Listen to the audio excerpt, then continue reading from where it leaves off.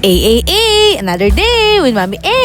Paalis na nga sana ako ng mga oras na yan, kaya lang tupak na naman tong si Bunso. Umiiyak siya hindi dahil humahabol siya sa akin, kundi dahil sa daddy niya. Kung makaiyak naman, kala mo naman nag-abroad ang daddy niya, nag-atras lang naman ang sasakyan. Ganyan nga siguro talaga, masyado siyang naging clingy kasi nga ang daddy niya ang kasama niya sa bahay. Isang taon na nga kaming walang kasambahay, kaya naman si Daddy J ang nag-aalaga sa kanila. Pero nagtatrabaho din si Daddy J habang nag-aalaga ng mga bata. Buti na nga lang at work from home setup yung kanyang trabaho. Kaya naman kahit papano kampante ako dahil siya ang nagbabantay pag nasa opisina ako. Kaya lang ganyan ang nangyayari, kaya nga nahihirapang umalis si Daddy J kasi mawala lang sa paningin niya ang daddy niya ay umiiyak na. Kung minsan naman sigurista, kapag tinawag niya ang daddy niya at hindi sumagot ay iiyak na yan. Pero kapag ako yung aalis, abay tatawagin lang ako niyan para humalik sa kanya tapos okay. Maliban na lang kung may sakit kasi kapag may sakit ako pa rin naman ang hinahanap nila.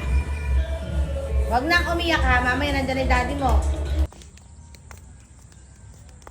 Pag alis ko nga ay ipinasyal sila ng daddy niya ng malibang itong si Bunso. Madalas ganito ang ginagawa ni Daddy J bago siya mag-work. Pinapasyal niya yung mga bata nang nasisinaga naman ng araw at nahahanginan din sa labas. Medyo struggle nga lang sa kanya ngayon dahil nga bakasyon na. Pag kasi walang pasok ay parehong nasa bahay ang mga bata, kaya naman hindi maiiwasan na mag-away sila.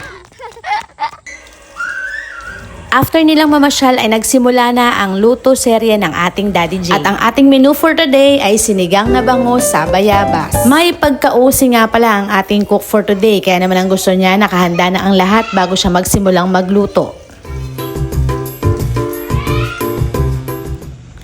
After niya i-prepare yung mga ingredients niya ay inihaw naman niya itong mga bangus.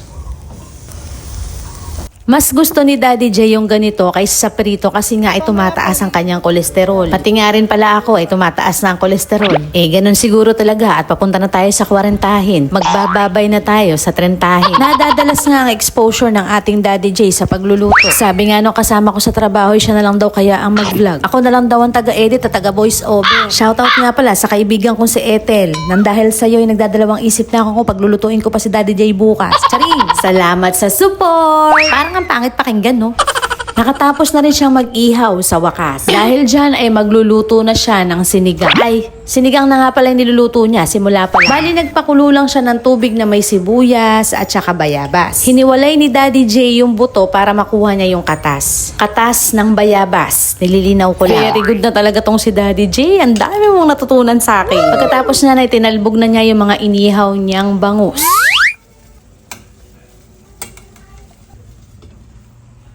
Pagkatapos ay niligay na niya yung siling panigang, kangkong at talbos ng kamote. Pagkatapos ay nagharutan na sila. Kasi naman mga anak, bigla-bigla na lang kayong lumilitaw dyan. Take 2. Pagkatapos ay nagsimula na silang kumain. Sa dami ng ginagawa ni Daddy J ay nakuha niya pang bumili ng buko. Take note, namitas pa yan ng talbos ng kamote. Hindi ko nga lang alam kung saan niya kinuha. Ayaw, di ma.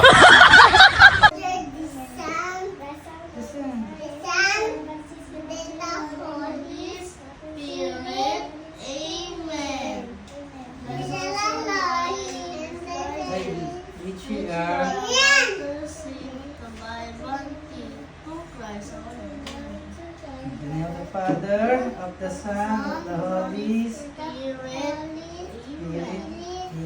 Ay, sorry po Lord kung sila hindi magkasabay-sabay. Sadyang gutom lang po. Kain na! Habang kumakain nga sila, ay naalala ko yung dumalaw sa akin kanina sa opisina. Halatang nanonood sa akin lagi ang nanay niya. Shoutout nga pala kay Mami Tine at sa anak niyang si Zach. Congratulations, Bunso! Keep up the good work! Good job, Mami Tine, sa pagpapalaki sa anak mo. Salamat sa support! Shoutout din kay Mami Jen at sa anak niya si Nico Boy. Mami Salamat po sa support. Ito nga pala si Mami A. Follow for more. Bye!